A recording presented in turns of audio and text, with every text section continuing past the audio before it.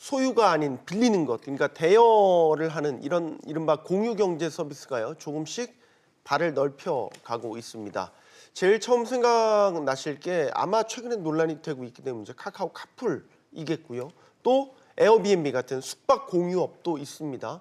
정부도 공유경제 활성화를 위해서 이런저런 제한을 없애겠다는 입장을 기본적으로 갖고 있는데 문제는 기존 업계가 여기에 반발하고 있다는 것입니다. 네, 한편 우여곡절 끝에 카풀 문제 해결을 위한 사회적 대타협 기구가 어제 공식 출범했습니다. 하지만 카카오와 택시업계의 견해차는 여전히 커서 이 합의안을 찾기까지 적지 않은 진통이 예상되고 있습니다. 관련해서 전문가와 이야기 나눠보도록 하죠. 안진걸 민생경제연구소 소장입니다. 어서 오세요. 네, 안녕하십니까.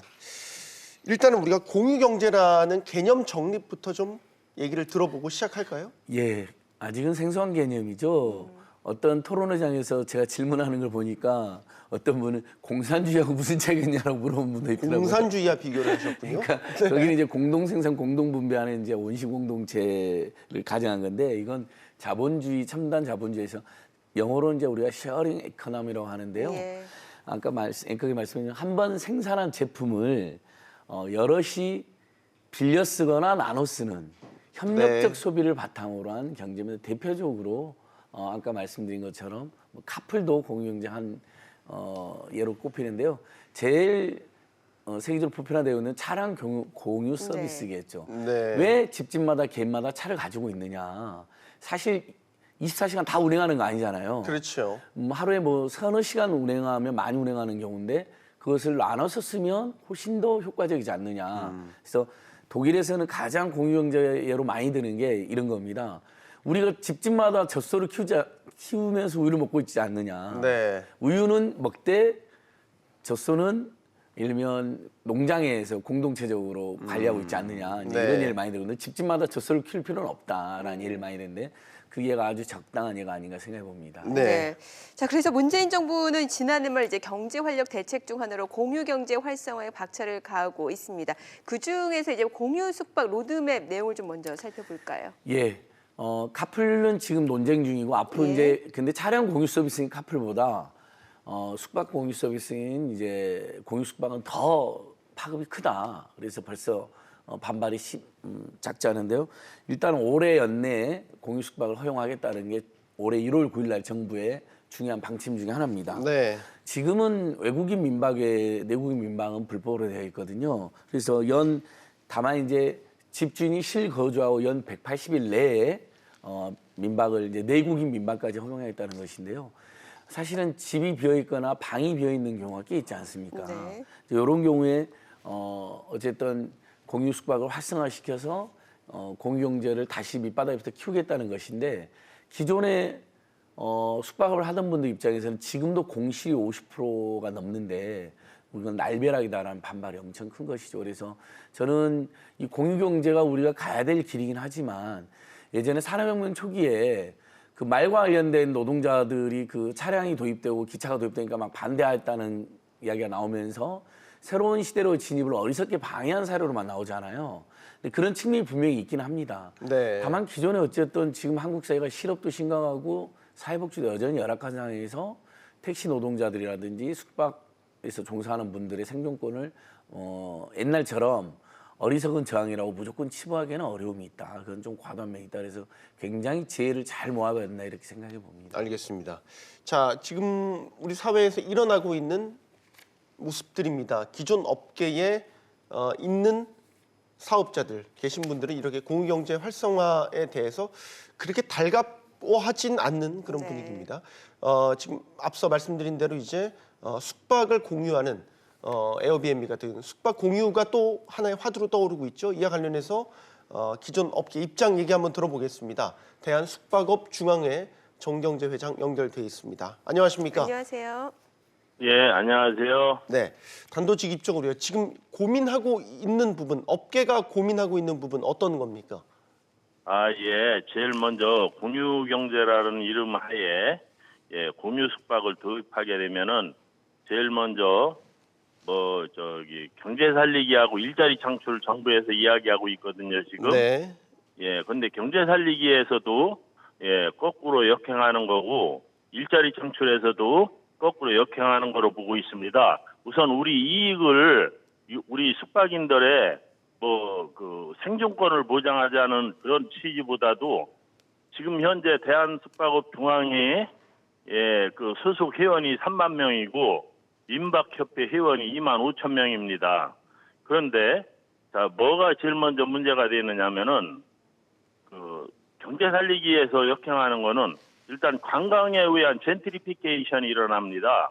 외국인이 우리나라에 오거나 내국인이 그 도시에서 공유 숙박이라고 그래가지고 아파트, 단독주택 이런 걸 모두 허용하게 되면은 그 도시에 있는 서민이 쫓겨난다는 얘기입니다. 왜냐하면은 그 도시의 서민들은 아파트에 그 전세나 금액이 작은 전세금으로 살고 있는데 네. 그 공유민박이 도입이 됐을 때는 단기 임대로 인해서 그 에어비앤비나 플랫폼 비즈니스 업체한테 그 집주인들이 단기 임대를 놓습니다. 그렇다 보면은 뭐 하루에 10만 원에서 20만 원까지 받고 있다 보면은 180일을 만약에 정부에서 이야기하듯이 180일을 허용하게 되면은 여러분들도 아시다시피 하루에 10만 원씩만 해도 6개월이면 368, 1,800만 원이라는 고소득을 올리는데 서민한테 누가 아파트를 빌려줍니까? 그래서 지금도 독일이나 홍콩에서는 이미 그 집값이 상승하니까 이 에어비앤비 공유 숙박을 이미 취하하고 있어요. 그 본부장인 미국에서도 그렇고요. 그리고 전 세계적으로 다 여러 가지 문제가 많이 발생되고 있습니다. 왜냐하면 호스트와 게스트 간에 둘이 이루어지는 일이기 때문에 아니 호스트가 열쇠를 다 갖고 있는데 게스트가 와서 방을 구입해서 잔다고 해서 뭐 지금 세계적으로 일어나고 있는 게 성폭력입니다. 지금 제일 문제가 되고 있는 게 이런 안전장치라든가 모든 것을 준비 안 하고서 그다음에 일자리 창출 문제에서도 또 문제가 있습니다. 지금 서울에서 지난번에서도 모 일간지에서 뭐 경제 일간지에서 서울 호텔을 3개를 짓다가 포기하고 도시형 생활주택으로 바꿨습니다. 그리고 저희 숙박 중앙에 소속되어 있는 회장님 몇 분도 호텔을 짓다 말고 지금 마포나 중구에서 호텔을 짓다 말고 지금 도시형 생활주택으로 바꿨거든요. 네. 만약에 호텔을 지었을 때는 거의 웨이터나 세이프서부터 직원들이 적게는 200명이고 많게는 400~500명까지 고용이 되는데 지금 그렇게 짓다 말고 모두 지금 도시형 생활주택이나 다른 걸로 용도를 바꿔서 전향해서 짓고 있습니다. 그렇게 된다고 보면 일자리가 오히려 줄고 있습니다. 또한 우리 대한숙박중앙회 소속에 있는 호텔, 모텔들이 지금 경제가 어렵고 사드나 뭐다 해가지고 외국인이 저희 나라에 지금 많이 안 찼습니다. 그리고 경제가 어렵다 보니까 모든 비즈니스 하시는 분들이나 산업 건축이나 산업 일꾼들이 지금 와서 자는 일도 적고 숙박하는 일도 적고 외국인 관광객도 줄고 하다 보니까 공실률이 한 50% 이상 나오고 있습니다. 지금. 좀 여쭤볼게요. 그런데 그 에어비앤비 그러니까 이제 공유 숙박을 이용하는 수요하고 지금 숙박업소를 이용하는 수요가 좀 다르지 않을까요? 다르게 볼 수도 있지 않나요? 똑같습니다. 왜냐하면 수요가 똑같다고 보시는 거예요. 왜 똑같다고 보냐면 지금 에어비앤비에서 지금 외국인을 우리나라에다 관광객을 오는 건 이미 다 허용이 돼 있습니다. 네. 외국인이 오는 거는 외국인이 오는 건 에어비앤비 사고 있는 외국인이 우리나라에 와서 채울 수 있는 건 아파트든 단독주택이든 한옥마을이든 농어촌 민박이든 호텔이든 모두 다 허용이 되고 있는데 지금 내국인을 갖다가 도시에서 재운다는 거거든요.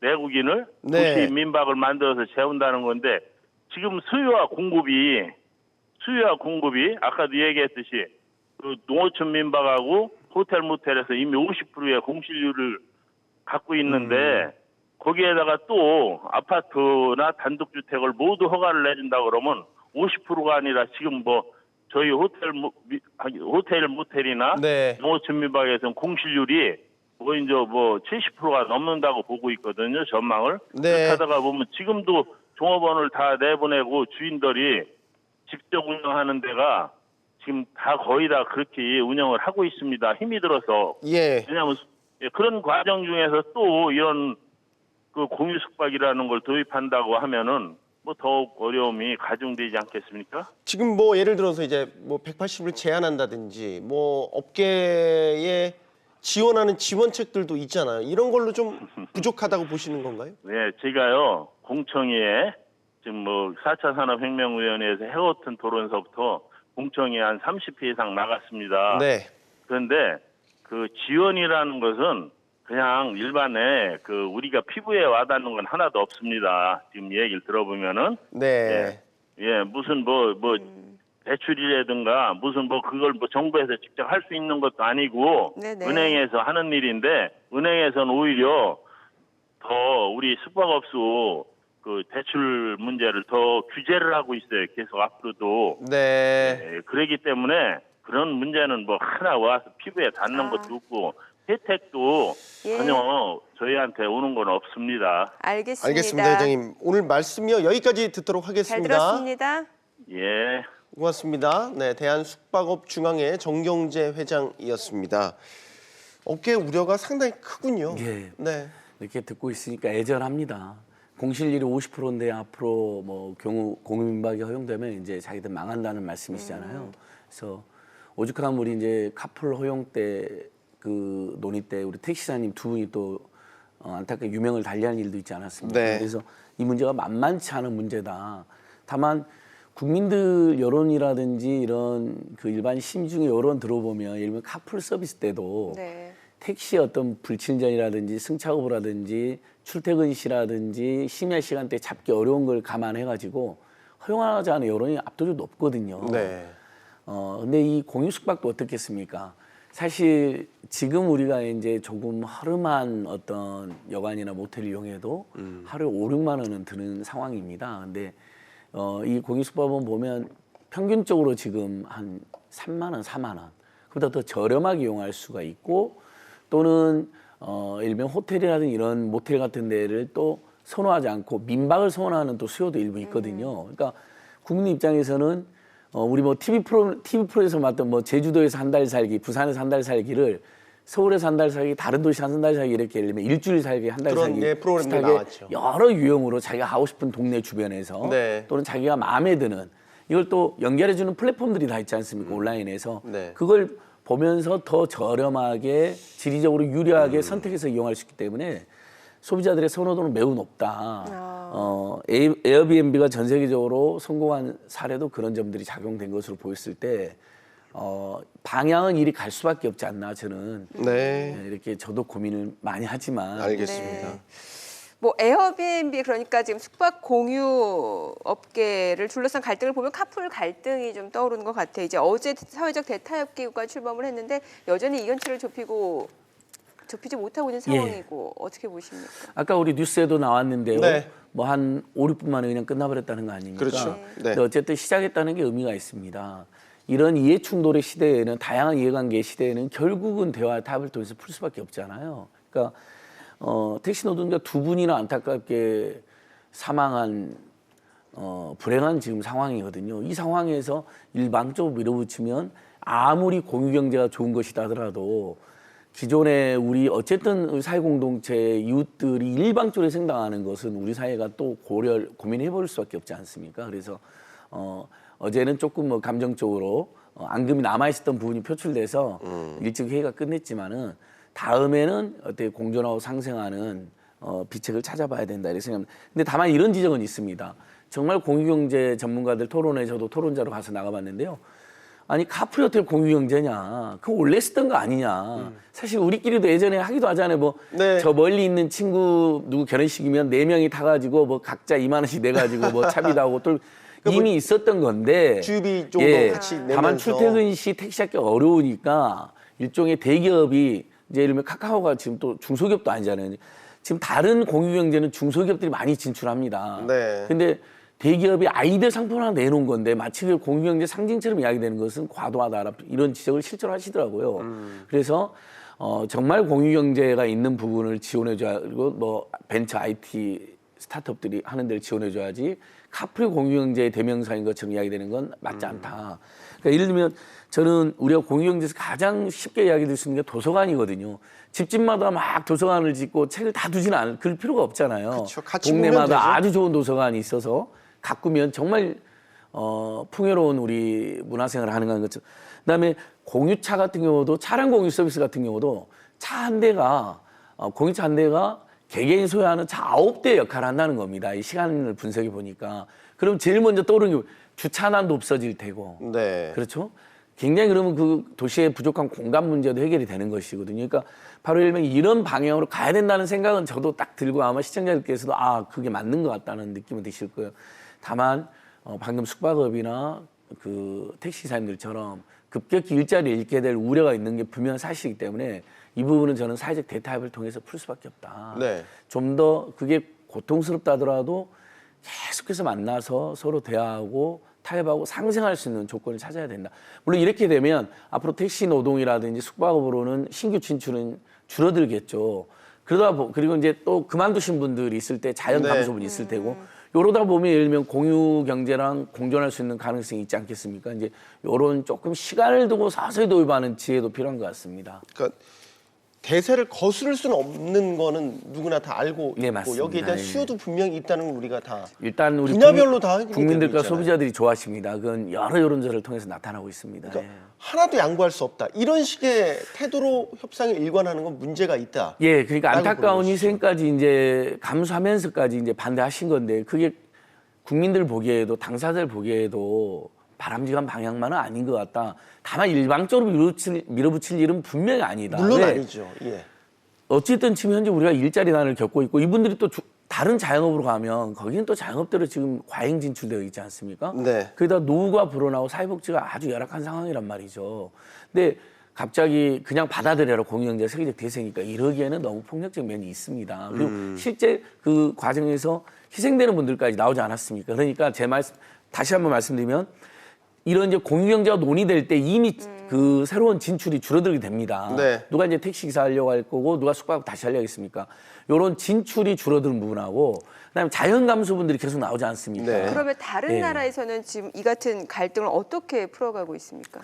결국은 이런 사회적 대타협 과정을 결국 거쳤죠. 네. 그리고 국회라는 곳에서 법률을 통과할 때 이런 다양한 이해관계가 반영이 되지 않습니까? 그래서 네. 근데 이건 나라마다 다 다른 게요. 허용된 데도 있잖아요. 우리가 네네, 어디 가보면 그렇죠. 공유 경제, 예. 공유 택시 있네. 근데 어떤 데는 안 된 데가 있습니다. 우버도 진출해서 성공한 데가 있는가 하면 우버가 실패한 데도 실패한 있죠. 데도 있고 네. 법으로 금지된 규제하고 것도 있는 데도 있고요. 있고 네.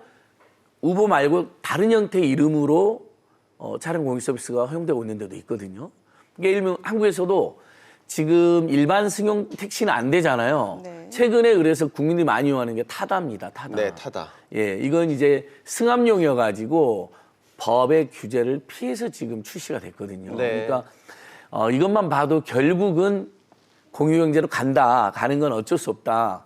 다만 현재 존재하고 있는 생존권의 위험이란 부분 분명히 우리들의 이웃인 것 사실이고 우리 사회공동체의 소중한 구성원들은 사실이기 때문에 그들과 어떻게 타협하고 조화할 것이냐는 시간을 두고 논의하자. 일방적으로 밀어붙일 일은 아니다.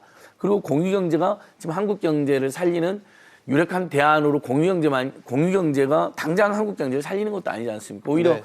대부분의 지금 국제경제 전문가들의 국제기구에서는 강력한 내수 진작책을 써라는 것이거든요. 그러면 저는 이제 오히려 서민들과 저소득층의 소득을 늘려주는 복지민생대책이나 최저임금 인상이나 중소상공인들 소득을 늘려 여러 정책들이 더 시급하다. 네. 그리고 공유경제는 차분히 논의해 나가자 이렇게 제안을 해보고 싶습니다. 네, 아무쪼록 정말 해법이 모색되는 네, 대타협 기구가 되기를 바라겠습니다. 안진걸 민생경제연구소 소장과 이야기 나눠봤습니다. 감사합니다. 예, 잘 들었습니다. 고맙습니다.